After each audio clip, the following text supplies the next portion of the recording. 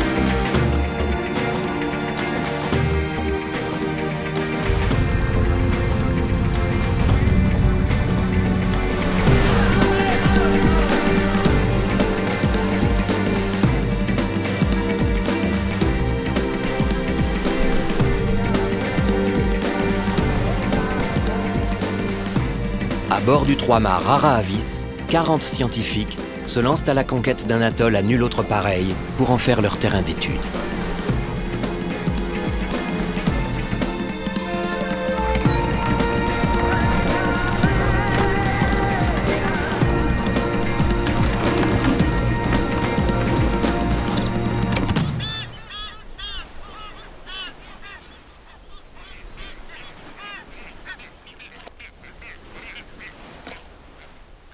Spécialiste des régions polaires, l'explorateur français Jean-Louis Etienne, chef d'expédition, réalise un vieux rêve en mettant cette fois le cap sur une île tropicale méconnue.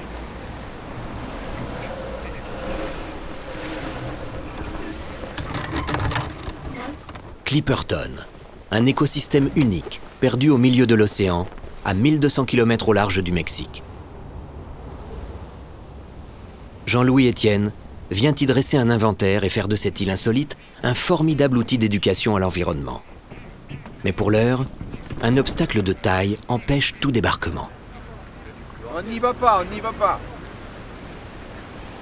J'avais peur qu'il y ait qu'il y ait passé un cyclone là-dessus qui rase les cocotiers. Ça aurait été terrible. Ah si elle est belle cette cocoterie là, on va. Elle va être bien là. Oh, c'est joli. Jean-Louis cherche un accès, mais Clipperton est protégé par une infranchissable barrière d'écume. Épaulé par 2 plongeurs, il part en repérage. Remonte.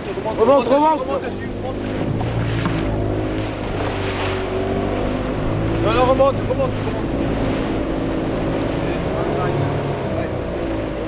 Jeannot va se mettre à l'eau et essayer de trouver une passe en nageant.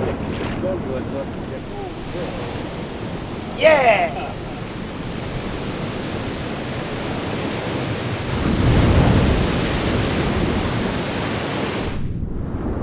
Cette ceinture de corail a déjà éventré bien des navires.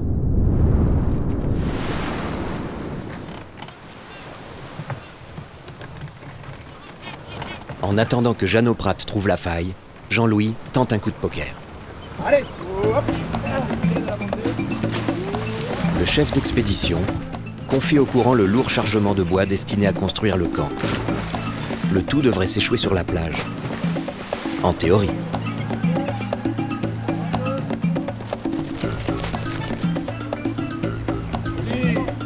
Ça marche. Les 250 planches arrivent à bon port.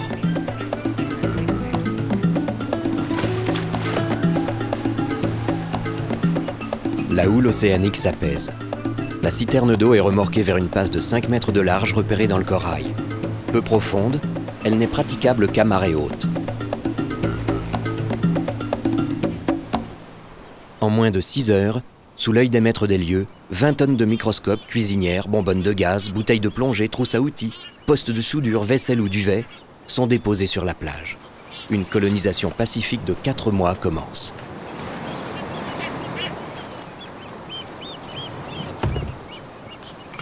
Autour des permanents, des scientifiques se relaieront toutes les 3 semaines. Pour des raisons d'infrastructure, d'eau douce, de nourriture, Jean-Louis Étienne a limité à 25 le nombre d'habitants sur l'atoll.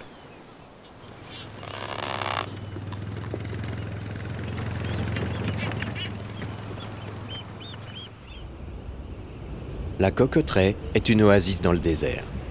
Les fous bruns, sans méfiance en raison de l'absence de prédateurs, accueillent les envahisseurs selon la coutume locale.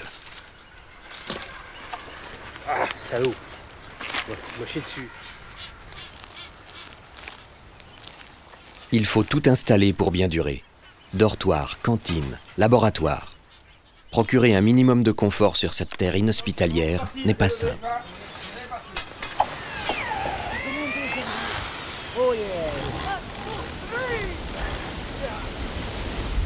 La cabane de Jean-Louis Étienne se monte, elle, en un clin d'œil.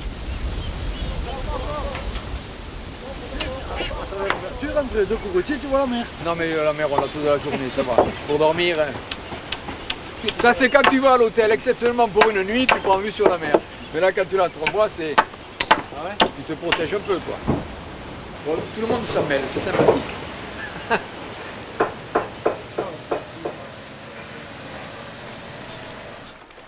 Les quelques planchers garés sont ramenés au camp, au bon soin des halls.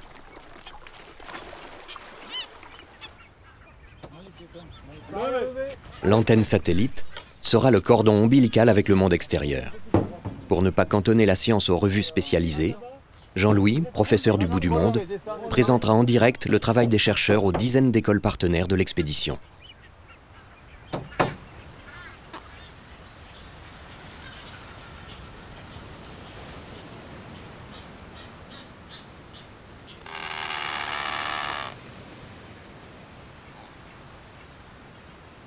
Au soir du 3e jour, le camp est dressé. L'équipe, épuisée, fête son installation avec une grillade de langoustes pêchées sur le platier de l'atoll.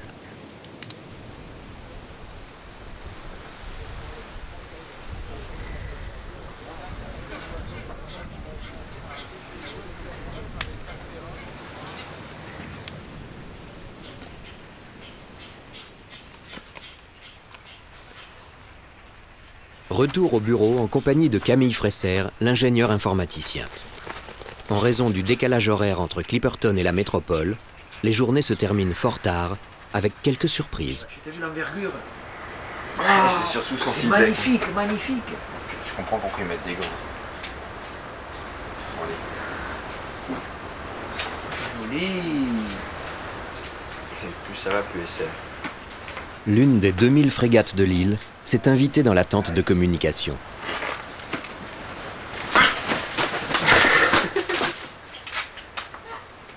Laisse-la tranquille, quoi. Je pense que on va vite finir là et puis.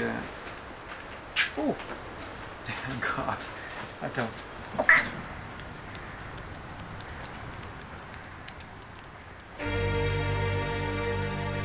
Le Rara Avis reprend déjà la route du Mexique pour chercher d'autres scientifiques. Clipperton est un atoll fermé, situation rarissime. Un énigmatique trou circulaire s'ouvre dans le lagon. Et au sud-est, un rocher en sentinelle est le dernier vestige du volcan qui fut à l'origine de l'île.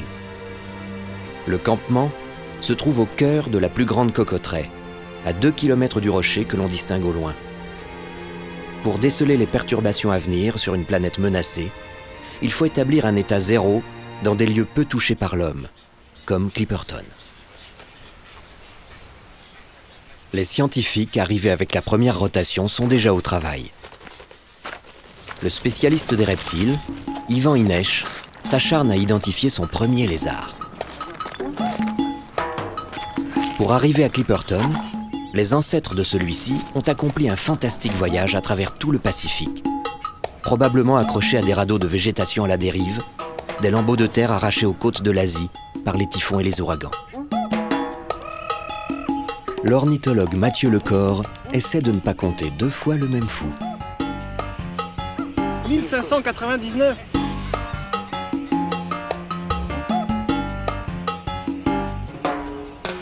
Même problème pour les crabes. Le carcinologue Jean-Marie Bouchard est bien décidé à mettre un peu d'ordre dans ce capharnaüm.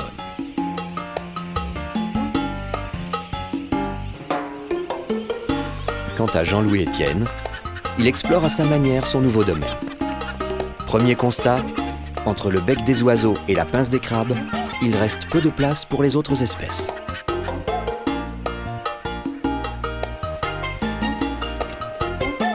La collection de Gérard Guérin n'est pas destinée au Muséum d'histoire naturelle, mais à une déchetterie de la Guadeloupe. Il débarrasse chaque jour une parcelle de plage des monceaux d'ordures qui arrivent d'Asie et d'Amérique, poussés par les courants. Travail de Sisyphe. Chaussures par centaines, jamais en paire. Bouteilles par milliers. La petite perle du Pacifique est victime des excès de la société de consommation. Au-delà du cordon blanc, sous le manteau bleu, les biologistes marins ont commencé leurs explorations. L'inventaire des espèces de Clipperton se poursuit sur les pentes de l'atoll. Une équipe traque jusqu'à la moindre petite bête cachée sur le récif. Il faut brosser, gratter, creuser, casser et même récolter le corail mort qui sert de logis à un nombre insoupçonné de minuscules créatures.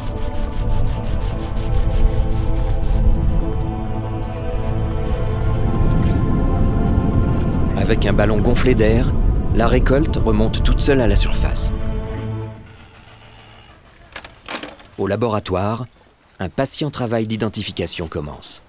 Crevettes, crabes, Bernard l'ermite, nudibranche, comme cette étonnante limace de mer orange. Il y a un crabe qui se fait bouffer par le truc orange, putain. Oh, énorme. Les biologistes poursuivent leur investigation à l'endoscope. Une mini-murène de 5 cm ouvre une gueule de cauchemar. Ainsi s'évalue la biodiversité de Clipperton.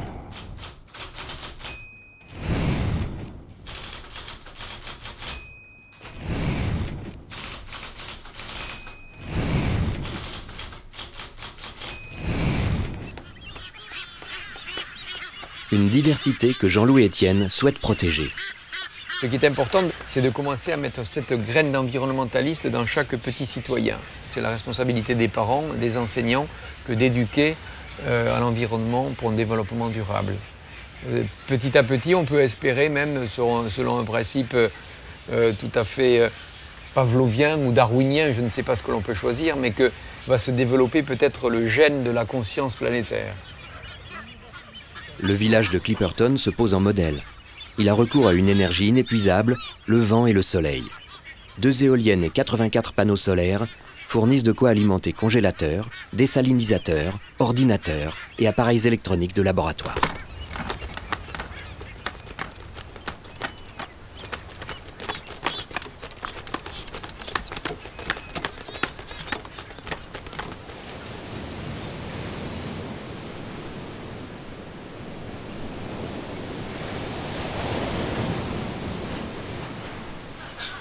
Didier Noireau, ancien de l'équipe Cousteau, figure internationale du cinéma sous-marin, fait son nid.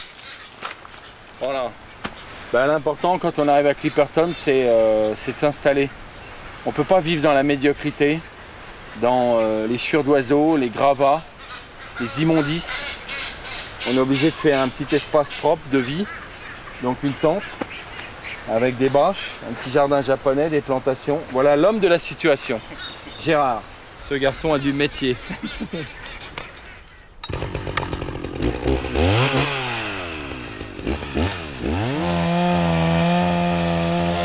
une table en pied de mammouth. Un truc un peu costaud, style pied de mammouth, un truc un peu costaud pour mettre les caissons étanches, tous les gros trucs, les chargeurs.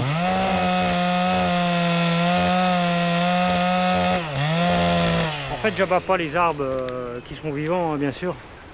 J'abats seulement ceux qui ont plus de tête, quoi, qui ont été cassés par la tempête. Et qui sont secs, mais pas pourris, quoi. Ça va être parfaitement vivable le jour où on va démonter. Enfin, c'est comme ça. Et le village de Clipperton devient réalité.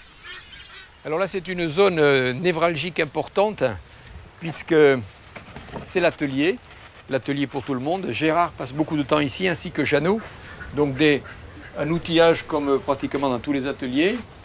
Un petit peu de foutoir, mais c'est une caverne d'Ali Baba. Ici, il y a beaucoup de choses que nous avons amenées et beaucoup de choses qu'on a trouvées sur la plage parce que beaucoup de matériaux que nous utilisons ici sont des matériaux de récupération qu'on trouve ça et là et sur la plage. Des dortoirs. Alors, ça, c'est le dortoir des dames. Il n'y a pas l'équité, mais ça, c'est un dortoir d'hommes. Je vais laisser les gens tranquilles. Des fois, il y en a qui se reposent l'après-midi, enfin en fin de matinée plutôt. Et ici, c'est le dortoir un petit peu plus grand, avec au fond l'hôpital. Alors, ce camp-là s'est installé au tout début. Les premiers jours que nous sommes arrivés, il n'y avait aucun bâtiment, rien du tout. Et donc tout le monde a installé sa petite tente avec son hamac. Et finalement, quand on a installé les dortoirs, je pensais qu'il allait y avoir un mouvement vers les dortoirs. Et en fait, la majorité des permanents sont restés.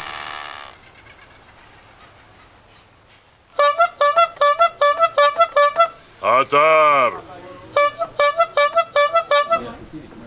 Fin de la 2e semaine. L'expédition prend son rythme de croisière. Pouic Pouic, jeune fou masqué en mal d'affection, est devenu la mascotte de l'équipe.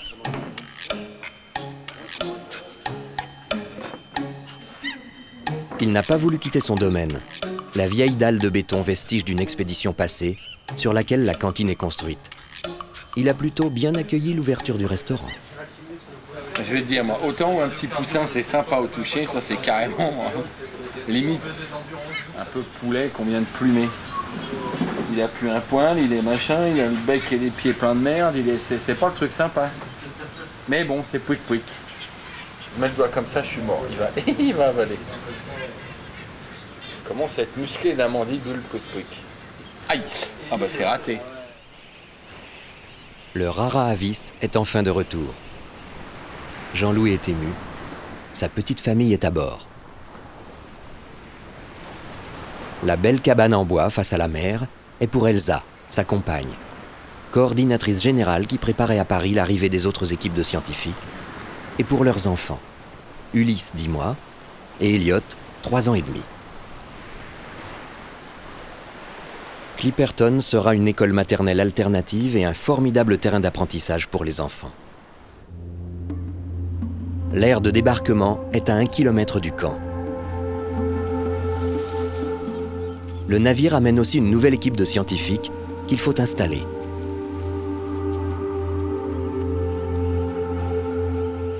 Ainsi, Bernard Serret, du Muséum d'histoire naturelle, spécialiste mondial des requins et notamment du requin blanc, qu'on appelait autrefois l'ami. Il se bat pour sauvegarder ces créatures dont il étudie la classification. Ce poisson mange les autres, il est très goulu, il dévore les hommes entiers, comme on a connu par expérience. Car à Nice et à Marseille, on a autrefois pris des lamis dans l'estomac desquels on a trouvé hommes armés entiers. Alors on peut se poser la question de savoir, un océan sans requins, après tout, est-ce que ça arrangerait pas tout le monde? Eh bien non, pas du tout, parce que les requins ont un rôle écologique extrêmement important dans l'écosystème marin. Ils maintiennent la bonne santé évolutive des proies, des populations de proies sur lesquelles ils se nourrissent.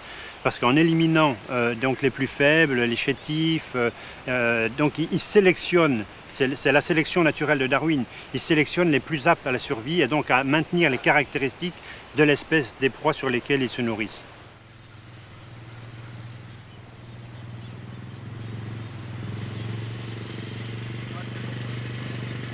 Le cinéaste Didier Noireau et son assistant Yann Thomas partent pour leurs premières explorations sous-marines et terrestres. Celui-là avec son machin.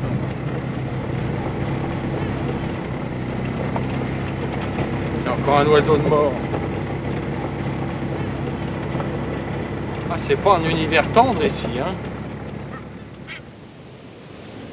Pour cet ancien de la Calypso, plongé à Clipperton, c'est renouer avec le passé de la prestigieuse équipe Cousteau, qui a filmé ici, il y a près de 30 ans, un fabuleux banc de requins marteaux. Seront-ils encore là? Ces plongeurs d'exception utilisent pour leur exploration un appareil spécial qui recycle l'air et n'émet ni bulles, ni le moindre bruit.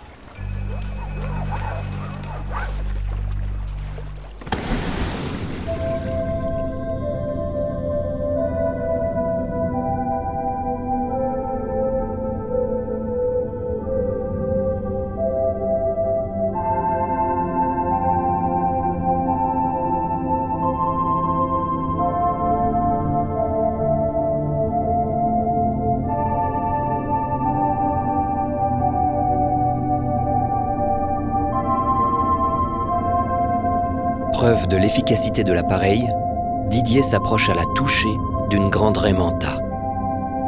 Le monde du silence s'offre enfin à ces hommes devenus poissons parmi les poissons.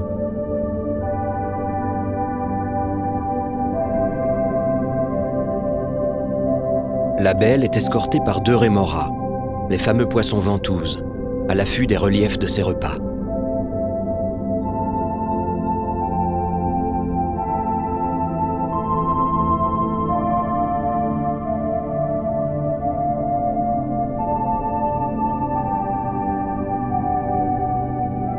La raie manta s'est volontairement rapprochée du récif.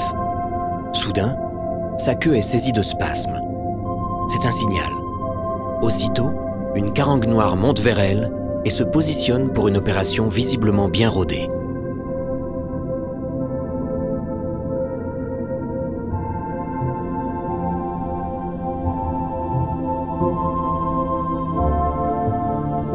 Elle vient débarrasser la géante de ses parasites.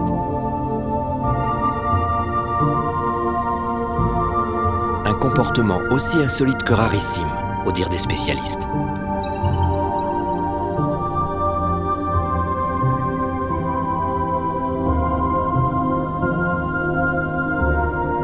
La plongée se poursuit. Un banc de poissons-chèvres dresse une draperie mouvante qui s'entr'ouvre au passage de la caméra.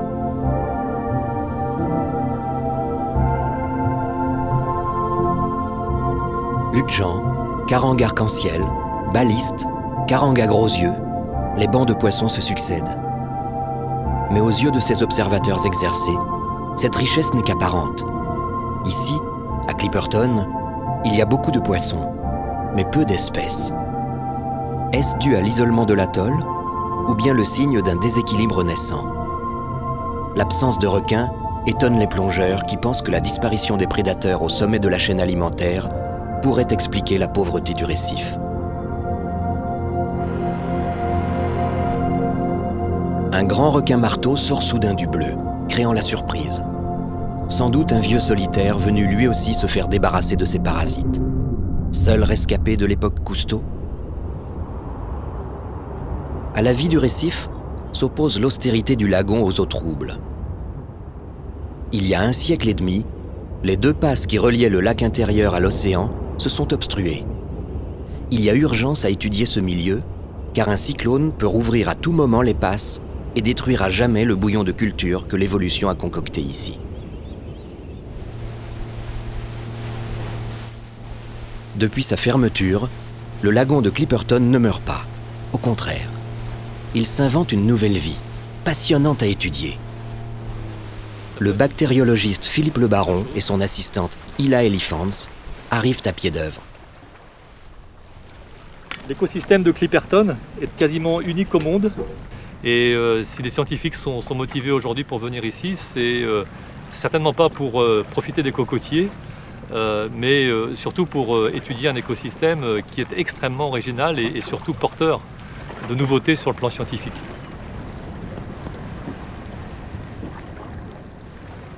Les prélèvements d'eau révèlent une couche de surface enrichie du guano des oiseaux de Clipperton. Quelques poissons chirurgiens parviennent à y survivre. En dessous, une couche dépourvue d'oxygène dont on ne trouve l'équivalent qu'en mer Noire, à 120 mètres de profondeur. Ici, elle est à 14 mètres seulement. Plus facile à étudier.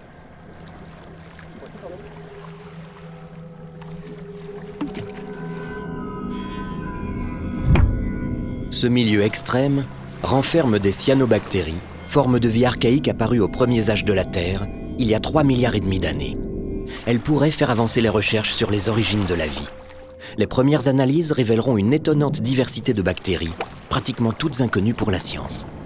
Tous les jours, quasiment, on découvre de nouvelles bactéries, on découvre de nouveaux organismes qui seront certainement utiles pour l'homme. Ça peut être pour produire des molécules sur le plan thérapeutique pour la santé humaine, ça peut être des molécules sur le plan alimentaire, ça peut être des bactéries capables de dégrader des déchets que l'homme produit, ça peut être toutes sortes de choses.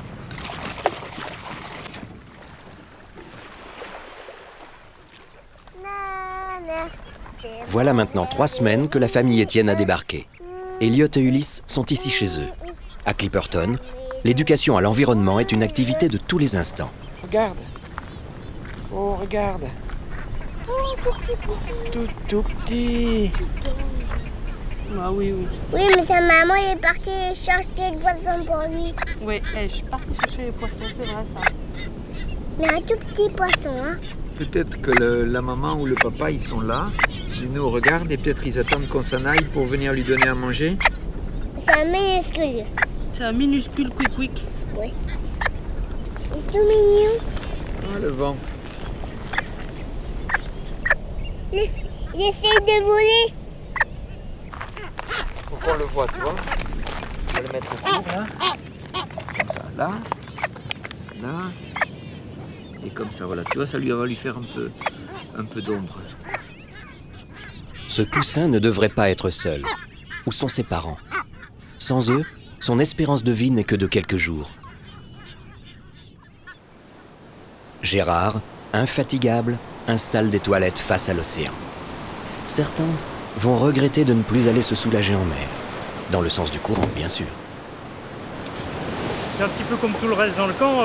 On a fait des choses dans l'urgence au départ. Puis tout doucement, maintenant j'ai un peu plus de temps, j'affine, j'améliore, quoi.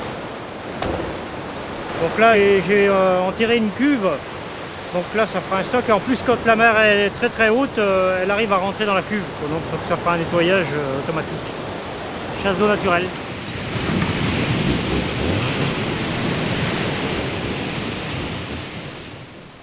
Ce soir, la terrasse de la famille Étienne fait office de bureau. 2000 plis philatéliques sont arrivés par la dernière rotation jusqu'à Clipperton, où Jean-Louis est représentant de l'autorité française. Nous avons provisoirement créé ici, dans cette cabane, la poste de Clipperton.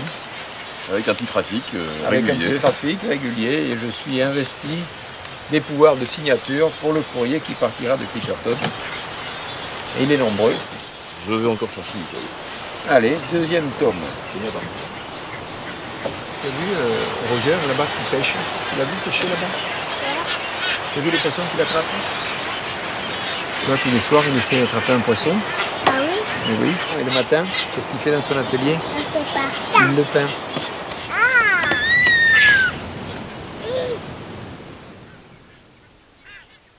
Directement de la mer à la planche à dessin.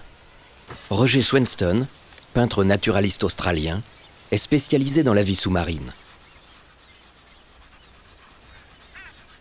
Ses aquarelles d'une extrême précision sont souvent préférées aux photos dans les guides d'identification. Les expéditions comme ceci sont, pour moi, sont géniales parce qu'il y a toutes sortes d'experts dans toutes sortes de domaines qui t'apportent continuellement les choses nouvelles. Tous les jours ici, je vois les choses que j'ai jamais vues de ma vie. Et c'est surtout ça, l'expédition, c'est la richesse de la variété d'expertise rassemblée dans un endroit. C'est génial. Mais c'est sous l'eau que cet artiste hors du commun s'épanouit. Il lui faut parfois 10 heures de plongée pour recomposer une scène de la vie du récif. La peinture de Roger n'est pas la réplique d'un décor à un instant donné, mais le récit déroulé des multiples événements qui se sont succédés dans la journée. Ce qu'aucune photographie ne pourra jamais faire.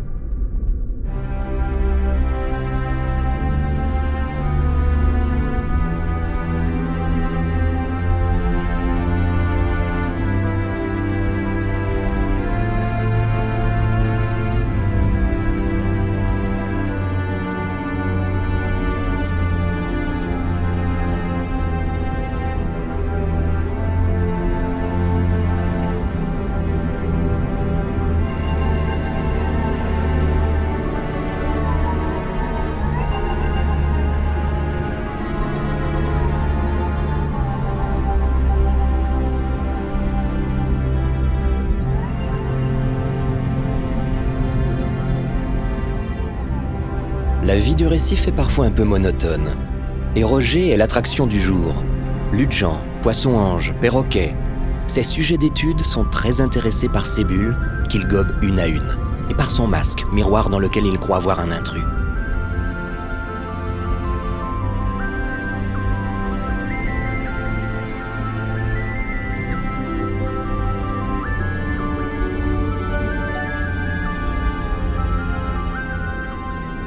proximité, des biologistes espagnols et français sont en quête d'organismes susceptibles de contribuer à l'élaboration de nouveaux médicaments.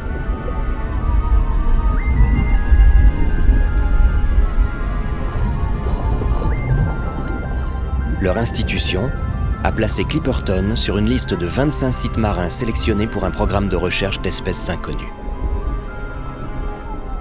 Une ombre au-dessus de leur tête. Le grand requin marteau. Il pourrait bien être à l'origine des déboires de Bernard Serret, qui tente de capturer de nouveaux spécimens. Tu la vois? Pour compléter les collections du Muséum d'histoire naturelle. Ah oui, elle est là. Est-ce qu'on peut passer ça devant, là? Est-ce qu'on va avoir besoin de la place? Stop. Hop, ça repart. Et bien là, on est en train de relever la ligne à requin. Malheureusement, même le bas de ligne en acier est cassé, donc ça veut dire qu'on a eu la visite d'un gros requin cette nuit. Dommage pour nous, tant mieux pour lui peut-être. C'est du câble acier en inox de 3 mm. Pour casser ça, il faut un monstre. Hein. Et voilà, c'est ça la pêche. Aléatoire. Le travail des équipes en mer ce jour-là s'interrompt soudain à cause de la marée qui descend. Il faut franchir coûte que coûte la passe, malgré les fortes vagues. Celui qui s'attarde serait condamné à passer la nuit en mer.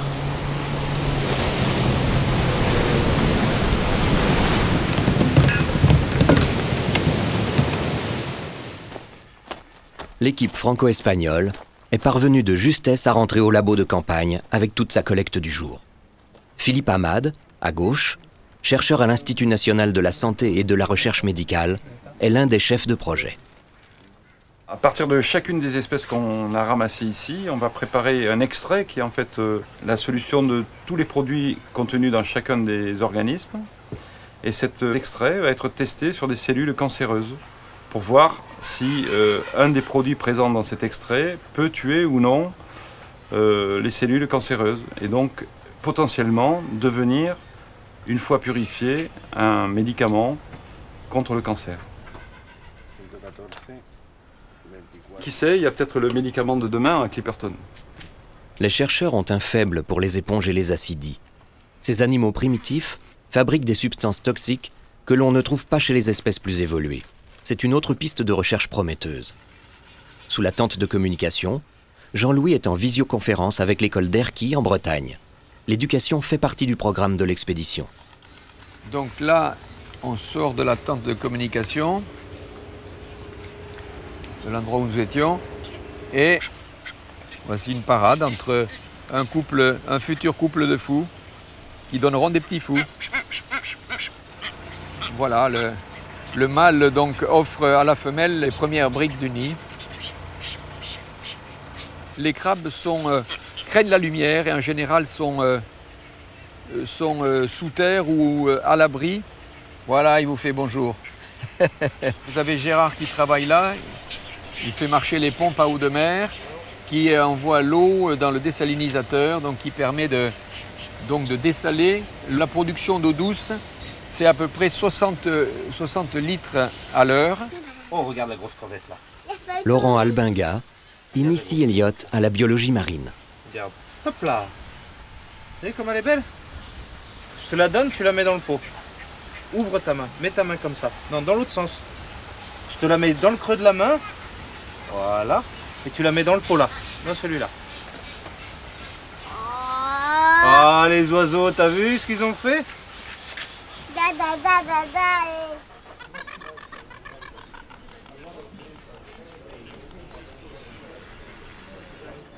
Un mois et demi d'expédition, le petit Ulysse marque mieux que personne le temps qui passe.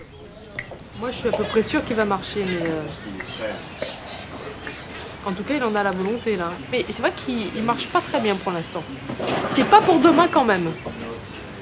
Ulysse a quand même sorti... Combien t'as sorti? 3 dents, ici. 3 dents, il a sorti, Ulysse. Elliot a dû bien prendre 2 kilos. Non, très grande forme, ici. À Clipperton, chacun prend son tour de vaisselle. Jean-Louis comme les autres. J'ai amené un ballon de volley et il y a trop de vent en fait. trop de vent pour jouer, donc on a... Et puis le corail n'est pas très confortable. Et le terrain est dur. Ouais. Donc c'est quand même pas facile de jouer au ballon. La vaisselle nous prend tout notre temps. C'est notre sport favori. Pour ses propres déchets, l'expédition s'est organisée. Le verre est pilé en miettes et jeté en mer. En peu de temps, il redeviendra poussière de sable. Idem pour le fer, qui va rouiller et se décomposer. Les poubelles de déchets alimentaires sont emmenées et bénées dans une grande fosse creusée par une expédition précédente. Et enfin, tous les cartons, les emballages, les plastiques sont brûlés dans un conteneur à l'ouest du camp. Les chercheurs, comme les autres membres de l'équipe, sont de corvée une fois par semaine.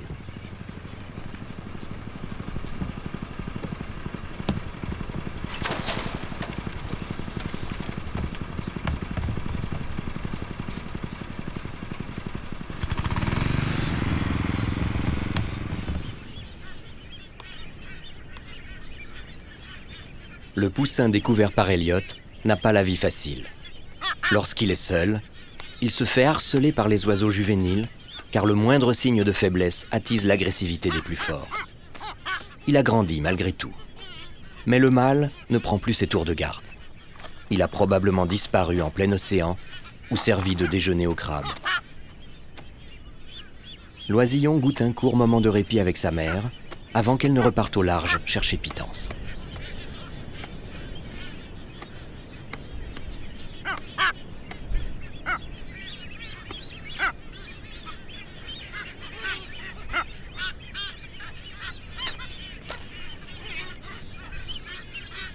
Partout sur l'atoll, la mort rôde, sanctionnant la moindre défaillance. Mais le service des pompes funèbres est d'une remarquable efficacité. Les ornithologues s'inquiètent de cette effrayante mortalité. Eux qui pensaient trouver une colonie d'oiseaux en pleine forme se posent une lancinante question. La nourriture disponible est-elle suffisante pour subvenir aux besoins des poussins comme des adultes? Il faut enquêter.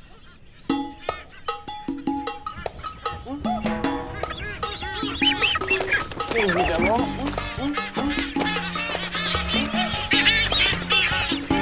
Pour la première fois, 50 fous masqués sont équipés d'un GPS et d'un enregistreur d'activité qui renseigneront les spécialistes sur leurs déplacements, le nombre et la profondeur des plongées effectuées. La peinture, inoffensive, permet de les reconnaître au milieu de la colonie. Elle disparaîtra en quelques semaines.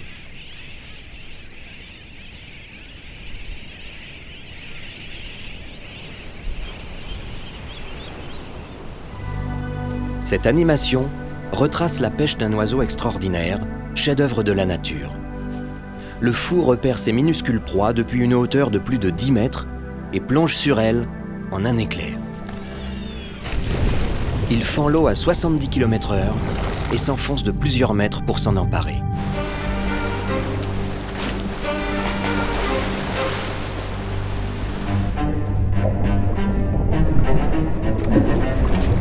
Au cours de cette extraordinaire séquence de chasse filmée très au large, dauphins, requins soyeux, thons jaunes rabattent un banc de petits poissons vers la surface où les fous peuvent à leur tour prendre part au festin. En quelques secondes, le banc est englouti jusqu'au dernier poisson. Un spectacle devenu rare aux abords de Clipperton, privé de grands prédateurs.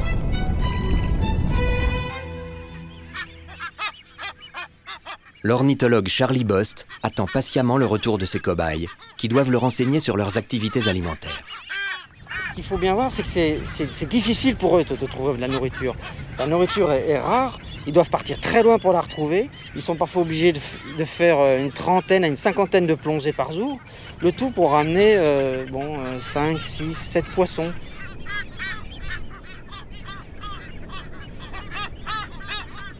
Le GPS apprend à Charlie, stupéfait, que certains fous ont parcouru jusqu'à 600 km et sont restés plusieurs jours en mer pour s'alimenter.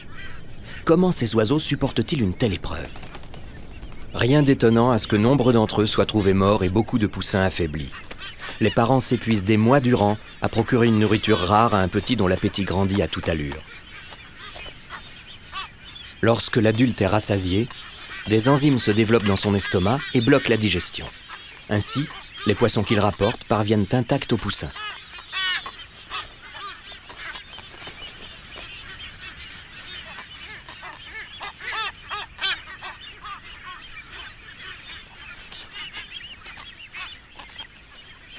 Tiens, regarde le crabe, là, il m'a pris ma fiole d'alcool. Ils sont incroyables, ces bestiaux. Et ils servent fort, hein. Eux, ils en profitent. Ils vont vraiment utiliser toutes nos faiblesses pour, à la moindre occasion.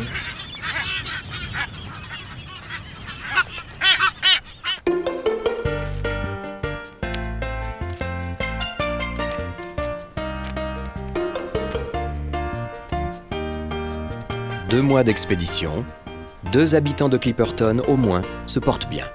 Ulysse, à qui son copain a appris la fameuse marche du crabe, et Pouic Pouic, fidèle client de la cantine. Tiens, il y a Pouic Pouic. Ça va, mon petit Pouic Pouic? Ah oui. Enfin, il aime toujours ça. Un Pouic Pouic. Il est couvé par Didier, le caméraman sous-marin. Et aussi par le cuisinier du camp, Pascal Salin. Je suis pas sûr qu'il aime la viande, Pouic Pouic. Moi, je nourris de tendresse, Pouic Pouic, ça suffit.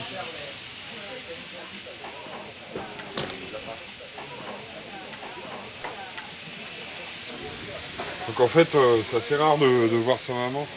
Elle arrive plutôt en fin de journée. Et ils vont se mettre dans le coin, là, derrière le restaurant, pour faire leurs petites affaires. Et puis après, il revient nous voir gentiment.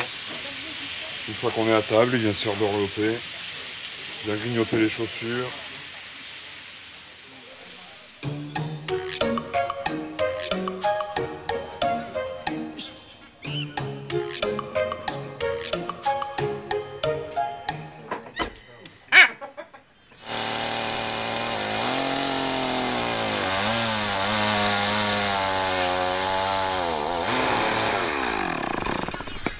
Gérard, grand spécialiste des expéditions polaires, plus habitué à se construire un igloo, adapte son style à cette mission tropicale.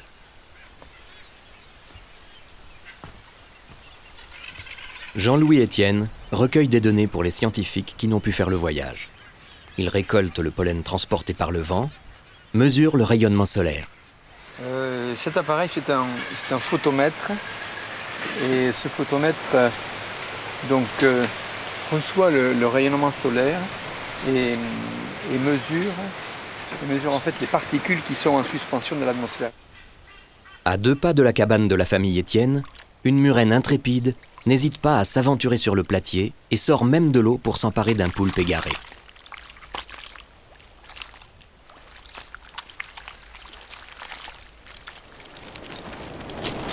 Au large, les lignes de Bernard Serret, Monsieur Requin, ont fini par pêcher. 2 beaux spécimens permettent aux biologistes de se livrer à un cours d'anatomie comparée. Alors une femelle de... Longueur totale 1810.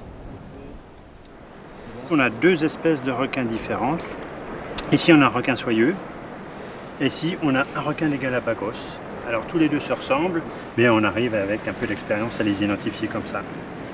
Ici vous avez des dents, une pointe principale qui est légèrement inclinée, avec des petits denticules à la base.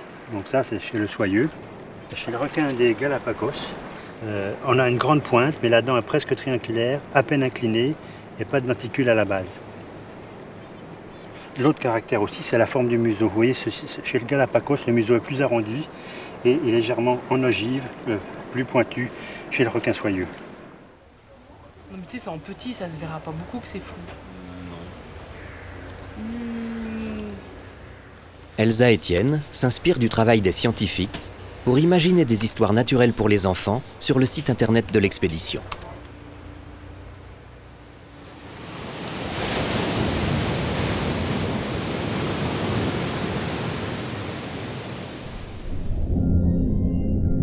Jean-Michel Pontier, le médecin de l'équipe, fait une extraordinaire découverte au cours d'une plongée à plus de 50 mètres de profondeur.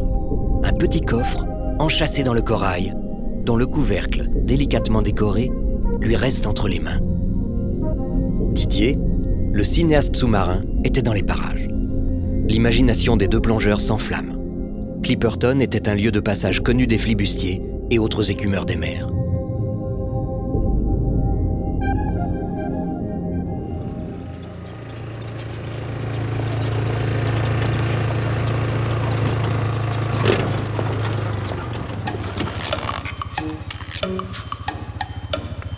Je crois que ça y est, on a enfin la pièce maîtresse de l'expédition.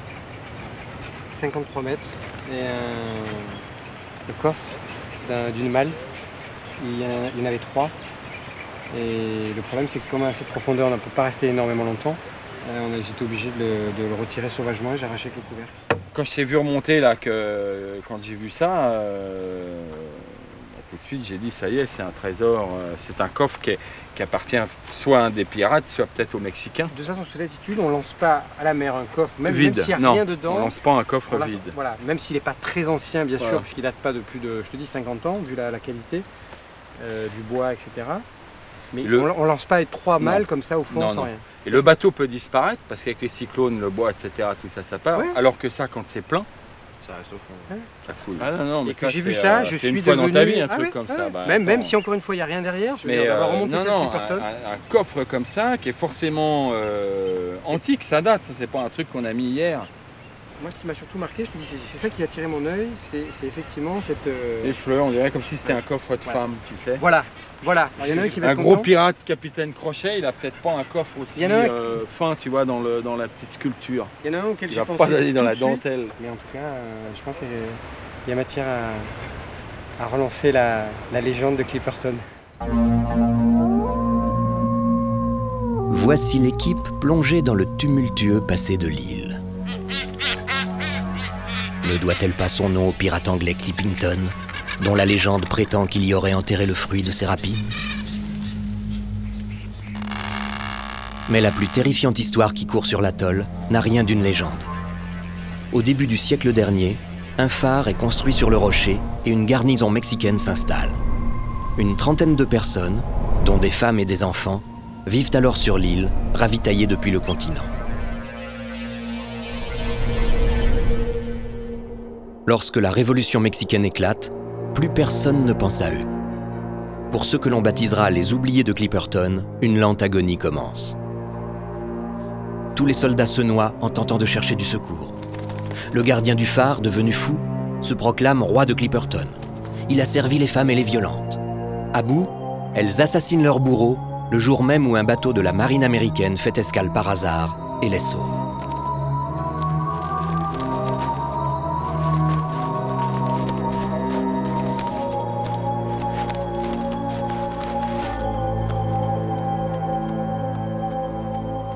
Aujourd'hui, quelques vestiges dérisoires témoignent du drame, et un parfum de mystère se dégage d'un énigmatique visage de lave.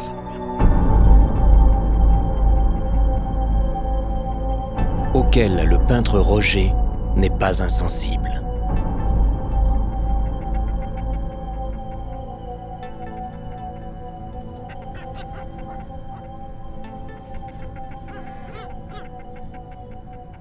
Une fois qu'on a lu cette histoire, c'est toujours avec nous. Je pense que ça couleur un peu la sensation qu'on a de Clipperton, c'est l'isolation totale, perte, oubli.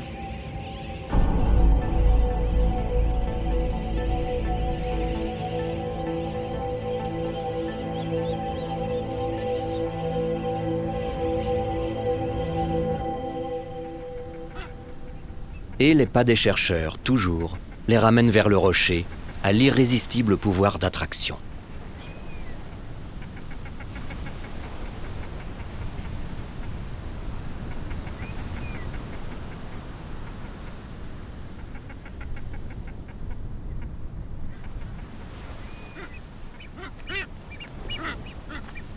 Le carcinologue Jean-Marie Bouchard recense les crabes dans des carrés de 10 mètres de côté, représentatifs de chaque milieu de l'atoll, cocoteraies, plages, bord du lagon, pour évaluer la population globale. Il retourne les pierres pour compter les crabes cachés. Il reconstitue leur menu et s'intéresse même à leur rituel guerrier.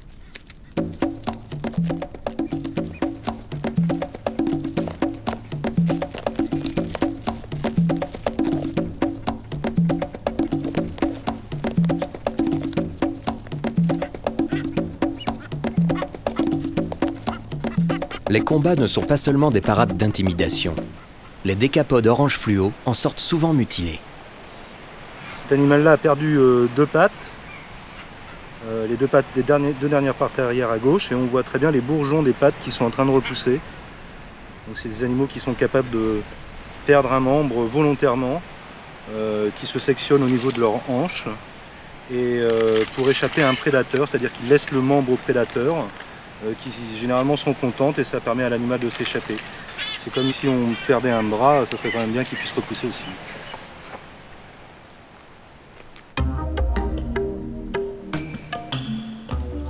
Ce fier à bras s'est luxé une pince dans un corps à corps.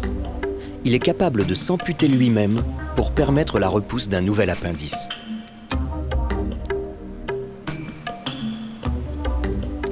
En voici la preuve pour les sceptiques. Attention, il n'y aura pas de deuxième représentation.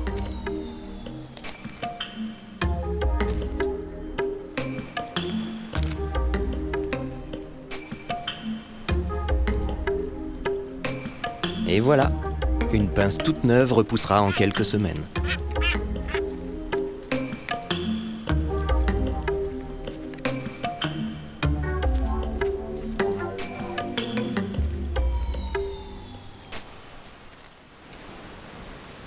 Côté toilette, c'est tout simple. Signal vert en haut, c'est libre. Signal rouge, c'est occupé.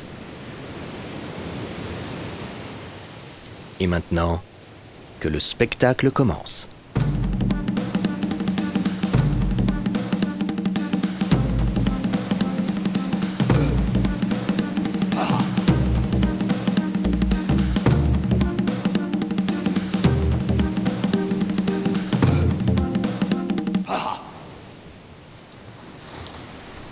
Une expérience inoubliable, mais consultez d'abord l'horaire des marées.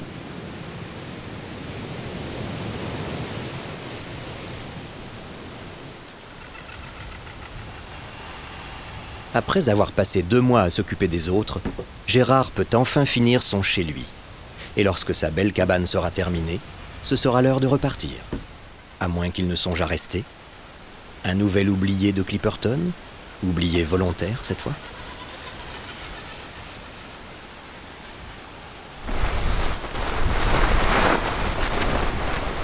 La saison s'avance. Le vent fraîchit et se met à tourner. Les tentes ne sont plus protégées par l'écran de la cocotteraie et les premières bourrasques balaient les fragiles constructions humaines.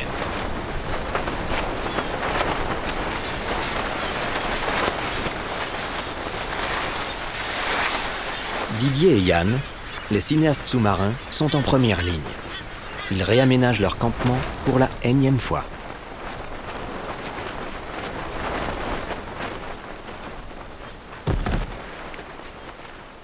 Deuxième cocotier en 2 jours qui tombe. On en a eu un hier là, qui est tombé. Donc j'ai changé de cocotier, je suis allé là. Celui-là vient de tomber là, donc bon, donc on répare. Le British a un flegme des fois qui... Ça va bien avec les tropiques, remarque. Lui, il a pas de mal à se tropicaliser. Moi, j'ai un petit peu plus de mal, mais bon. Là c'est pareil, on va se mettre là, mais regarde-moi le pied là, il en manque il en manque les 3/4. Ça va encore mal finir. Je vais me faire 3 cocotiers en 3 jours. You think that one's better than that one? I don't know what is better. Honestly, when you see that, you can't say it's better. Let's go here. Normalement, ça devrait le faire. You want the ladder? Non. L'avantage de ce cocotier par terre, c'est qu'à chaque fois il y avait 3 frégates en haut qui nous balançaient de la merde. Maintenant c'est terminé. On sait qu'on peut passer là tranquille. Pour le moment.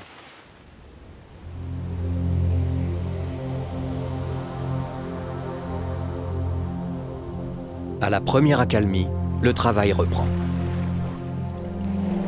Ah, c'est trop chouette, ils sont dans un banc de poissons.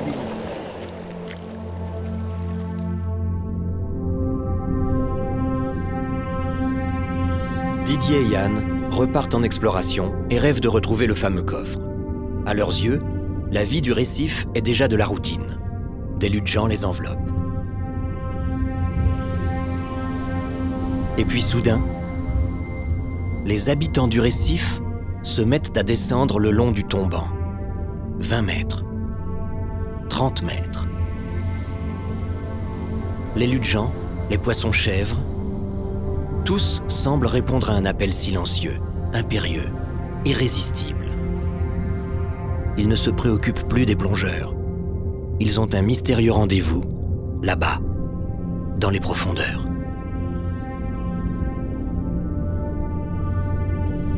Les plongeurs captivés suivent le mouvement. La descente se poursuit.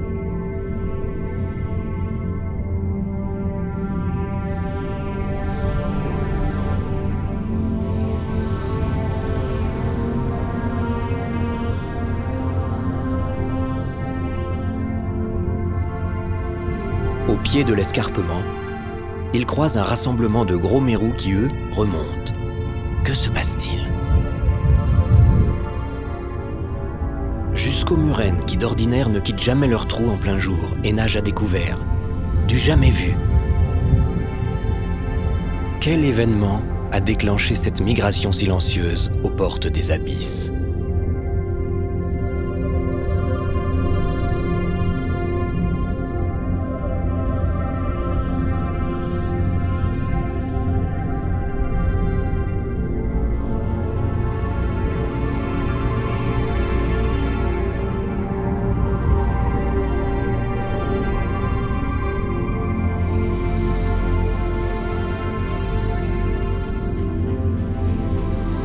Et puis le phénomène cesse aussi subitement qu'il a commencé.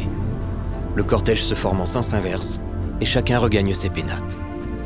Les biologistes de Clipperton pourront-ils élucider ce mystère?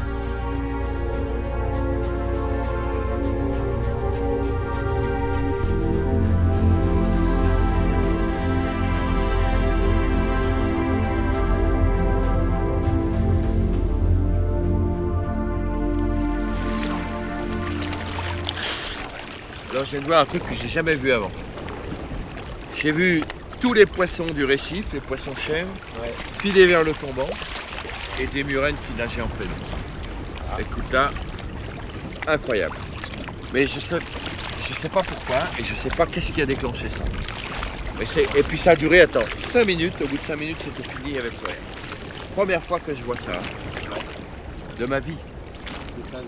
De ma vie mon garçon, 30 ans de métier. 30 ans de métier. Didier apprendra qu'il a assisté aux prémices d'une cérémonie rare. L'instant solennel où les mérous mâles lâchent de concert leurs semences, offrant un banquet à tout le récif.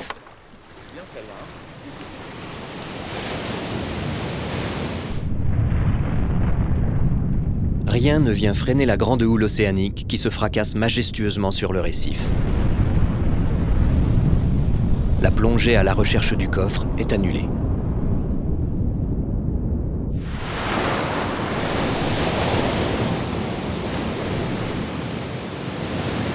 Les trains de vagues sur le platier de l'atoll ne découragent pas la famille Étienne de prendre son bain quotidien.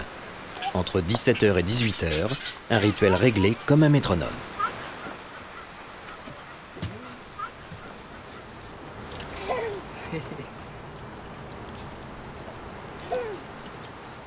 Pour moi, de pouvoir offrir à des enfants un contact aussi direct avec la nature, une expression de leur corps, une autonomie, c'est un cadeau. Si on pouvait leur apprendre à être sociables et autonomes, on aurait gagné. Tout ça, tu voulais dire, toi? Tu veux dire tout ça, là? Oui.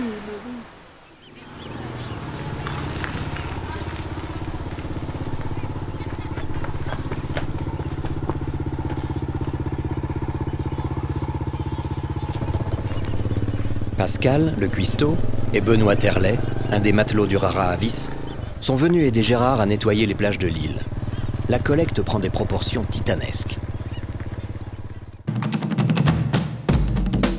Chaussures, planches de surf, extincteurs, fauteuils, télé et une myriade de petits objets, brosses à dents, peignes, sont récupérés et recyclés par Pascal qui improvise un défilé de mode plutôt grunge.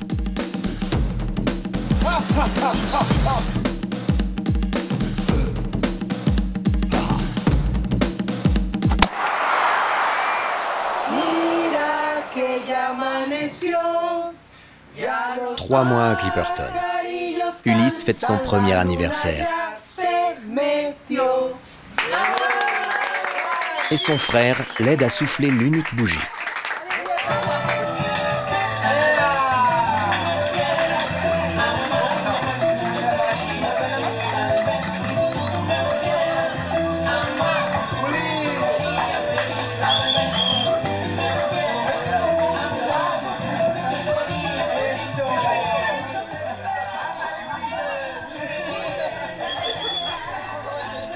Une soirée de répit pour certains scientifiques, tandis que d'autres continuent leurs observations.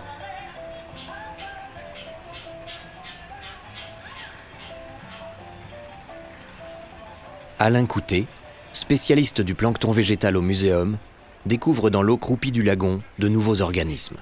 L'oxygène qu'on respire, l'essentiel est formé, fabriqué par ces petits organismes. Donc il faut protéger l'eau et éviter de déverser n'importe quoi dans l'eau, sinon on tuera ces organismes qui sont essentiellement responsables de la production d'oxygène.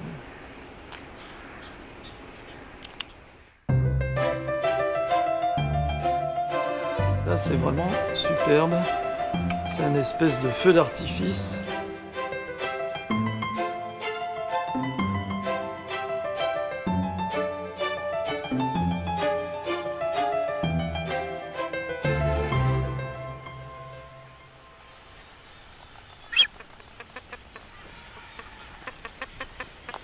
Dès l'aube, les jeunes fous jonglent avec des bouts de noix de coco pour s'entraîner à avaler le poisson dans le sens des écailles.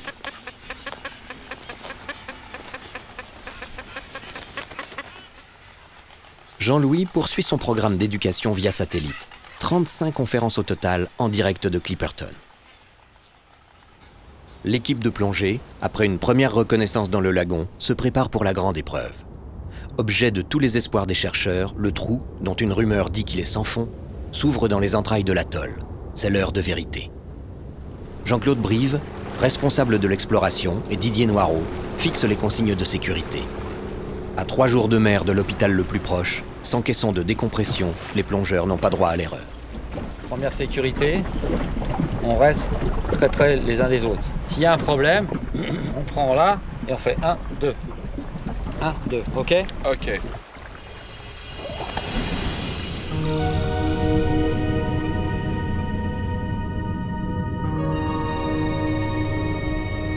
S'enfoncer dans ce puits qui est peut-être une ancienne cheminée du volcan, c'est basculer dans un autre monde. Les projecteurs peinent à percer les eaux glauques et les plongeurs perdent vite leurs repères. Où est le haut, où est le bas? Cette mouvante dentelle de matière spongieuse est-elle une paroi ou déjà le plancher du trou? Le profondimètre indique la voie à suivre. Le fond apparaît. Étrange. Où est le trou sans fond annoncé?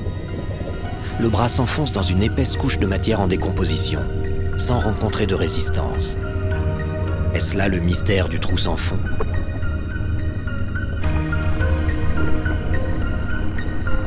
Mais attention, cette exploration trouble l'eau.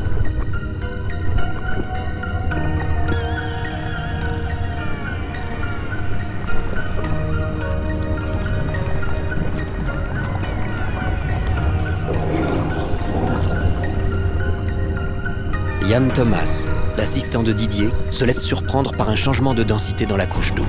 Il ne parvient plus à freiner sa chute et atterrit la tête la première dans la vase.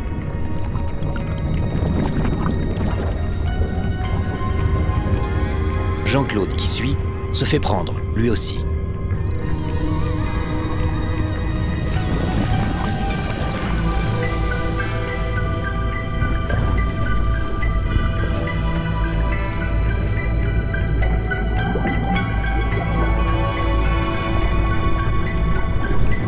Il reste un long moment immobile.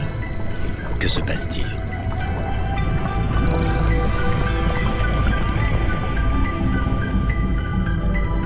L'équipe s'inquiète et vole à son secours. Mais en fait, il s'est remis de ses émotions et essaie de traverser le bouchon végétal. Toute cette agitation dégage de l'hydrogène sulfureux qui assaille les muqueuses, brûle les yeux et la peau des plongeurs. La confusion est totale. Jean-Claude fait signe qu'il a un problème. Il faut remonter d'urgence. La plongée se révèle extrêmement dangereuse. L'exploration est compromise.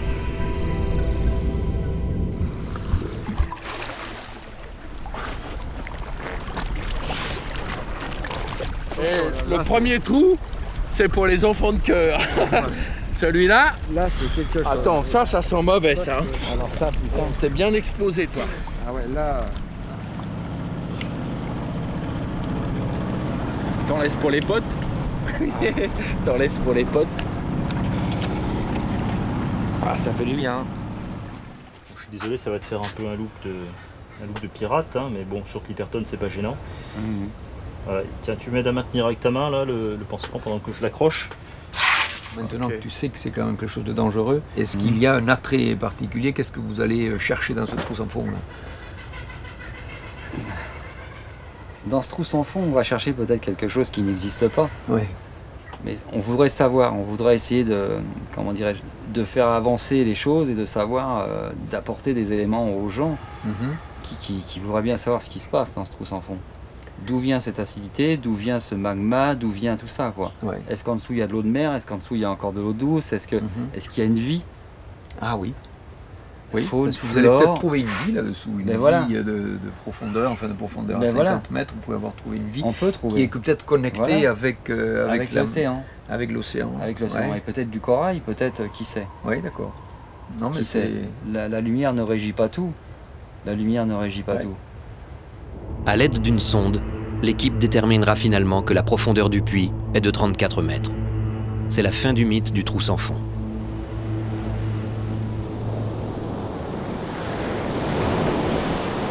C'est le 6e voyage du Rara Avis. Une nouvelle rotation de scientifiques, des têtes nouvelles. Le débarquement du ravitaillement mobilise tout le monde. Ici, les corvées sont équitablement réparties.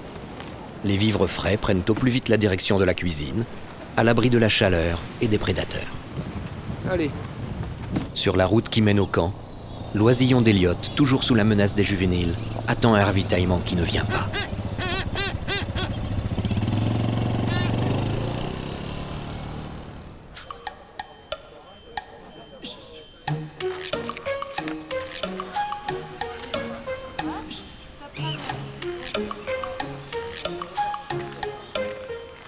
En 10 jours, on attend impatiemment d'avoir des produits frais. Et puis quand ils arrivent, on n'est pas les seuls à les attendre. Donc là, nous avons les deux principaux prédateurs et fournisseurs de dégâts des matières premières, à savoir le crabe de Clipperton et le rat de la même île. Ils sont aujourd'hui tous les deux ensemble, mais à chaque fois que j'en ai deux ensemble, il y en a un des deux qui meurt. C'est pas toujours le même. La dernière fois c'était le rat, aujourd'hui c'est le crabe. Donc affaire à suivre. Michel Pascal et Olivier Lervellec, surnommés Ratator, ont la mission d'exterminer les rats débarqués d'un navire de pêche échoué en 1998. Bon, le premier rat de la journée. Anda. À voter. À voter. À voter. Mais les rongeurs ont proliféré apparemment au détriment des crabes devenus leur proie favorite et il faudra revenir avec des moyens plus conséquents pour en venir à bout.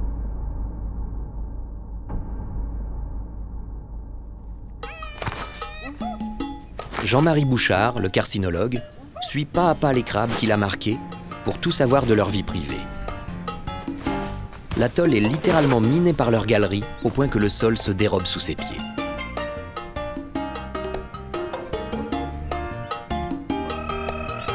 Il inspecte même en toute indiscrétion Crabopolis, la ville souterraine où il s'abrite des ardeurs du soleil. Et ses observations vont parfois à l'encontre de celles de ses prédécesseurs. Ces animaux ne se déplacent pas énormément. Ils se déplacent environ d'une trentaine, quarantaine de mètres pour aller se nourrir, mais ne font pas des migrations d'un bord à l'autre de l'atoll, comme c'était créé, comme on pouvait le supposer. Mais il a l'air d'avoir faim celui-là. Température 35 degrés. Les crabes risquent vraiment de cuire s'ils restent au soleil. Les places à l'ombre sont chères. Ils s'empilent comme des assiettes par centaines sous le surplomb de l'ancien récif au bord du lagon. Mais la plupart se terrent dans les galeries humides.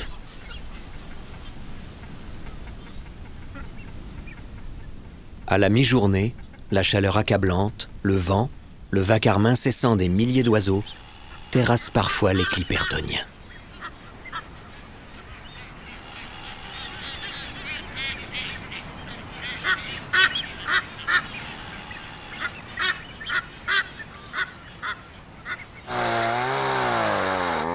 Les scientifiques en parlaient, mais personne n'y croyait vraiment. Gérard a trouvé une source d'eau claire et fraîche, à seulement 60 cm de profondeur dans le corail.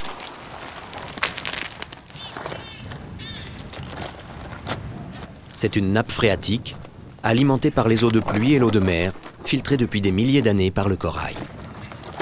Une pompe, un tuyau, un réservoir, et l'eau jaillit comme sur un puits de pétrole.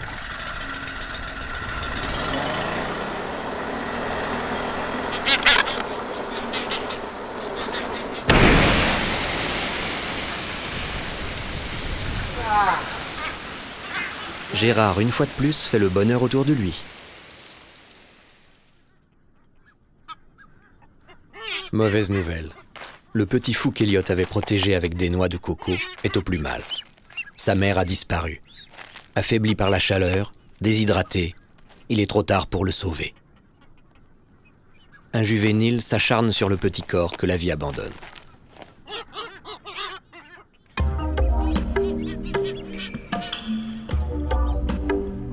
Dès que le soleil décline, des milliers de pinces se mettent en chasse.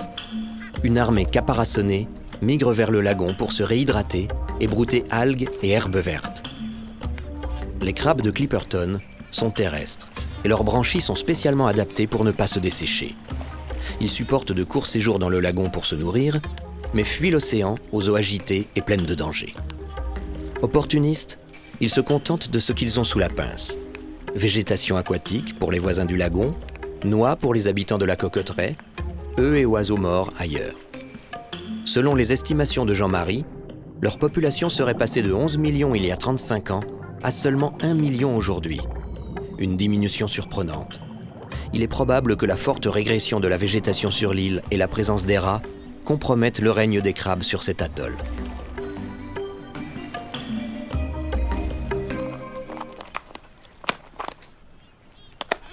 À Clipperton, les fous gardent toujours les crabes à l'œil, car les chapardages sont fréquents. Un poisson régurgité, laissé sans surveillance, est une aubaine rare.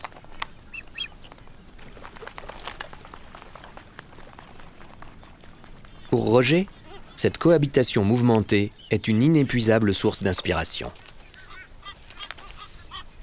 Mais le métier n'est pas sans désagréments. Et comme tous les artistes, il est toujours anxieux de plaire à son public.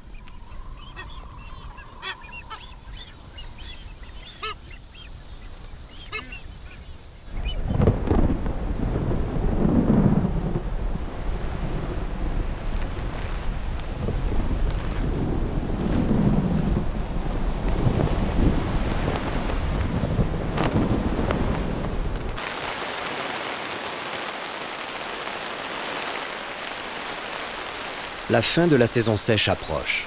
Les averses se font de plus en plus fréquentes et violentes.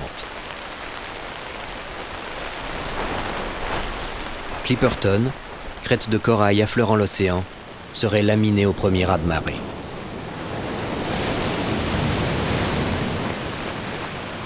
Jean-Louis tente de colmater les brèches dans lesquelles s'engouffrent les alizés en colère.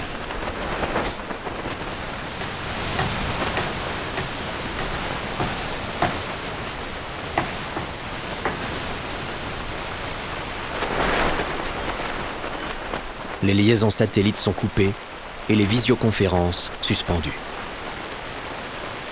La houle qui se creuse interdit l'accès de l'océan aux chercheurs.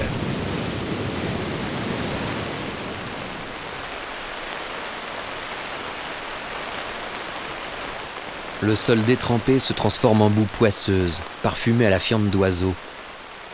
et le camping devient un véritable cauchemar.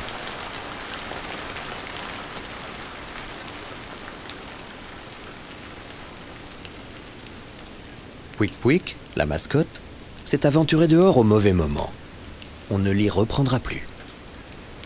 Ici, en plein Pacifique, aucun obstacle ne retient les nuages. Le vent a finalement raison de la pluie, et chacun peut reprendre ses activités favorites.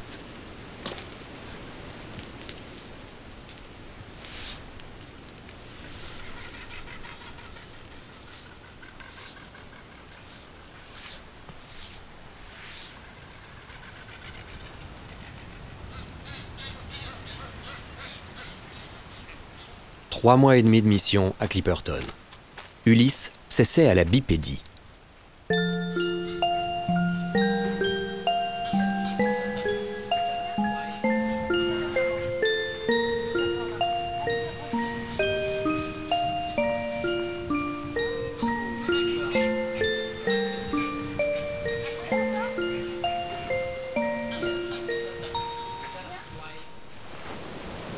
Pascal, le cuisinier, part au-devant des déchets qui viennent s'échouer sur la plage. À 300 mètres du camp, il récupère plusieurs paquets apportés par le courant. Ce n'est pas la première fois. C'est de la cocaïne, probablement intentionnellement jetée à la mer par des trafiquants pour déjouer le contrôle des gardes-côtes. Les emballages sont généralement lestés avec des plaques de sel qui les entraînent au fond à l'abri des regards. Lorsque le sel se dissout, les paquets remontent, flottent, et les trafiquants n'ont plus qu'à suivre les courants pour les récupérer.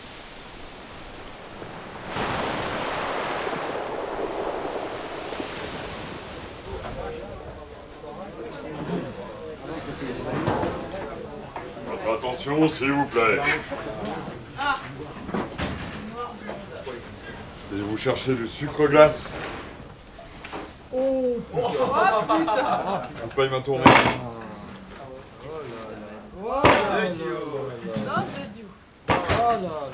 Non! Allez, un petit dernier pour la route. C'est un nouveau fournisseur. Ah ouais? C'est pas les mêmes paquets. Black Monster. La bonne ça. Dans tous les cas, ça fait des Pascal, peux-tu m'expliquer pourquoi ce paquet est entamé? Tu l'as remballé celui-là. Ce n'est pas l'hélicoptère des narcotrafiquants, mais celui du Prairial, frégate de la marine française en mission dans le Pacifique, qui fait escale à Clipperton. Les 30 tonnes de déchets récupérés par Gérard et son équipe sont chargées sur le navire. Jean-Louis monte à bord pour remettre en main propre au commandant 25 kilos de cocaïne d'une valeur estimée à près de 5 millions d'euros. On avait l'impression, nous, d'avoir découvert quelque chose d'important. On a avec nous ici un Américain, et qui dit la dernière fois qu'ils sont venus, ils ont trouvé un paquet de 32 kilos. C'est ça, moi je ne sais pas, donc on a... Alors, c'est... D'accord. Des passagers clandestins retrouvés dans les sacs de déchets sont jetés par-dessus bord. Mais l'équipage du Prairial ignore probablement que les crabes n'ont aucune chance de survivre dans l'océan.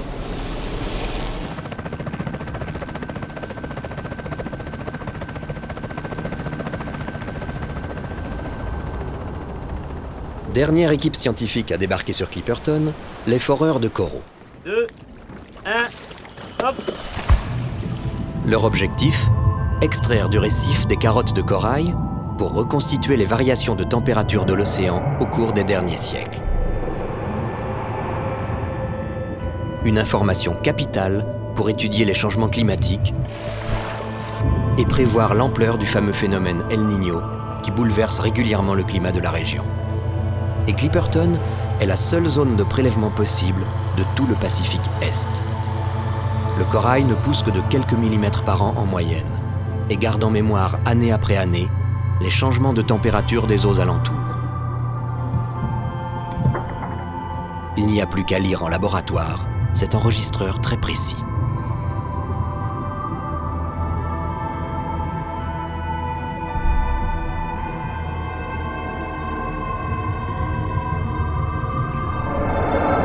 Thierry Corrège est paléoclimatologue. Il lit le passé dans le corail. Là, on a remonté une carotte de 2 mètres de long à peu près, ce qui doit représenter 150 à 200 ans d'histoire de la mer. Il y a le plan. Voilà. Le corail pousse de la même façon que les arbres. Quand on coupe un arbre, on peut regarder les stries de croissance. Et il y a les gens travaillent sur les arbres exactement comme ils travaillent sur les coraux. Quelque chose dont il faut se rendre compte, c'est que ces coraux qui font 3-4 mètres de haut, la partie vivante, on la voit très bien ici, elle fait à peu près un demi-centimètre. Tout le reste, c'est du squelette mort. Et donc, un corail comme ça qui va avoir 200-300 ans, c'est comme s'il y avait eu un building de construit pendant 300 ans et chaque année, les gens construisaient un nouvel étage, changeaient d'étage et nous laissaient des traces et à nous de décrypter les traces.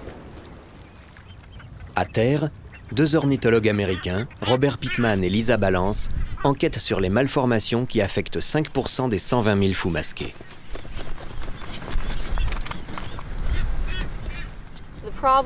Le problème est que l'aile devrait être bien droite lorsqu'on la déplie.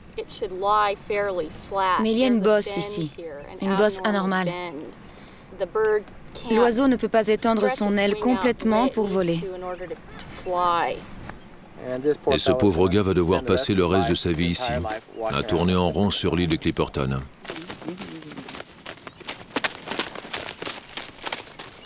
En étudiant les régurgitats de fous malades et bien portants, Robert et Lisa espèrent trouver la cause de ces malformations.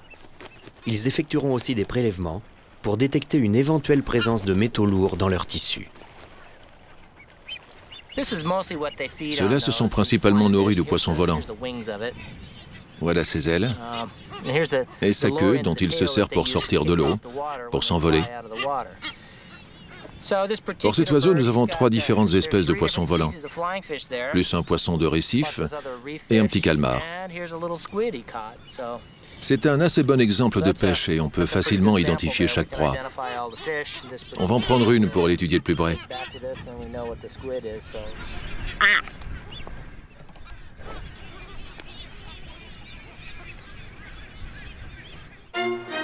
Pour Bob et Lisa, l'explication de la mortalité importante et des malformations chez les fous pourrait se résumer en un mot, malnutrition. Et la cause, la voici. Des navires équipés d'hélicoptères pour repérer les bancs pillent sans vergogne des milliers de thons au rythme de 30 000 tonnes pêchées illégalement chaque année autour de l'atoll. Or, les oiseaux dépendent des grands prédateurs marins pour se nourrir. Quant aux requins, ils sont chassés par les palangriers pour leurs ailerons, dégustés en soupe dans les restaurants chinois. Ainsi ont disparu les requins-marteaux filmés par Cousteau. Ainsi survivent, vaille que vaille, les fous masqués de Clipperton, victimes des thoniers comme le furent les dauphins.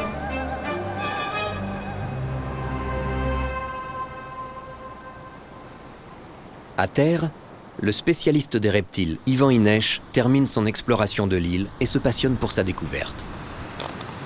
Oui, il y a un lézard. Oh, c'est génial. Waouh, je l'ai sur l'écran là. Super. Oh, c'est super. Et normalement, cette espèce-là se repose dans les blocs de corail qu'on voit un peu partout. Mais là, de temps en temps, quand une noix de coco est disponible, eh bien, il en profite. Là, c'est absolument génial. On le voit très bien en train de se reposer. Apparemment, ça ne dérange pas du tout la lumière. Le lézard noir du chercheur captive Jean-Louis et Elliot. Le 5 d'Arundel, c'est son nom, se nourrit des tiques des oiseaux de mer, des parasites gorgés de sang. Insectivore à son arrivée ici il y a bien longtemps, le reptile voyageur s'est mué en un petit vampire pour survivre. L'évolution suit parfois des chemins bien déroutants. 3 mois et demi de mission. C'est le départ des derniers scientifiques venus des centres de recherche et universités françaises, espagnoles, mexicaines et américaines. À l'heure du bilan, la moisson est impressionnante. De nouvelles espèces identifiées, 50 espèces de poissons collectées, 61 de crustacés, doublement des espèces d'algues décrites, des bactéries inconnues peut-être aux vertus thérapeutiques ou apportant des éléments sur les origines de la vie sur Terre. Des observations déterminantes sur les populations d'oiseaux, de crabes et de rats en pleine mutation, des données sur le climat du passé, le fonctionnement du lagon. C'est le véritable trésor de Clipperton que l'on embarque sur le Rara Avis. Allez, c'est parti. Dis-moi les deux là, c'est bon. Tu les prends?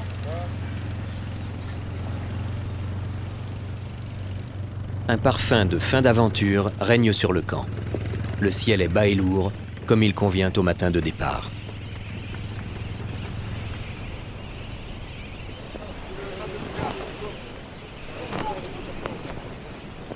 Le transbordement du congélateur est délicat. Une interruption trop longue de la chaîne du froid aurait des conséquences catastrophiques pour les échantillons congelés.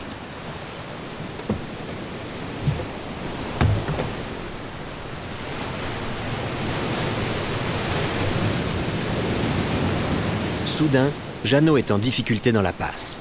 Son moteur a calé. Il est malmené par la houle et vient cogner contre le corail. Comme si Clipperton ne voulait pas se laisser déposséder de sa mémoire et interdisait aux partants l'accès à l'océan.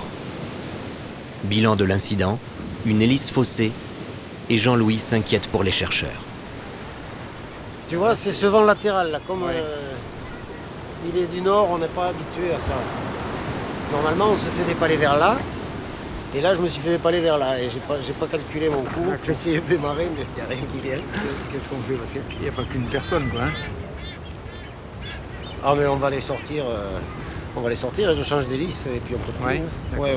C'est un incident. Hein. D'accord. Mais on est prudent, Hop.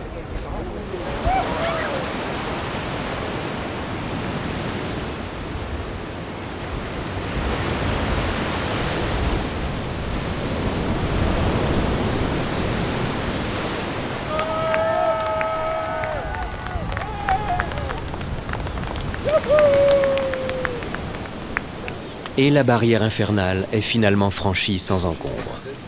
Ouais. Yes. Eh ben, moi je suis resté. Un oublié heureux, enfin un Clipperton. C'est un sentiment de plénitude. Il pleut, mais je m'en fous. Je pourrais pas être plus heureux. Pas plus, je crois. Pascal, le cuisinier, oublié heureux, reste jusqu'à la dernière rotation avec l'équipe de Jean-Louis et Étienne pour plier le camp, ranger les tentes, démonter les éoliennes. Le carré des fidèles doit rendre à l'île sa virginité naturelle.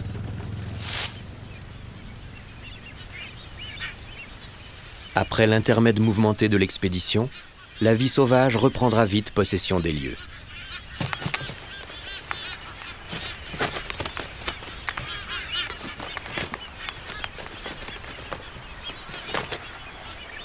Et Jean-Louis prépare déjà l'avenir. Clipperton est un échantillon, c'est un témoin. Pour nous, ça a été un terrain d'expérience, un outil de communication pédagogique. Et il faut que ça devienne dans le futur un observatoire de l'océan. Ça, c'est le volet de retour auquel je vais m'attaquer.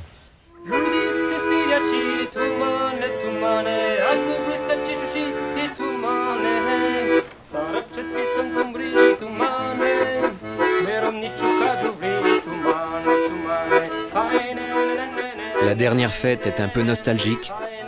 On n'abandonne pas facilement celle qui vous a fait rêver pendant 4 mois.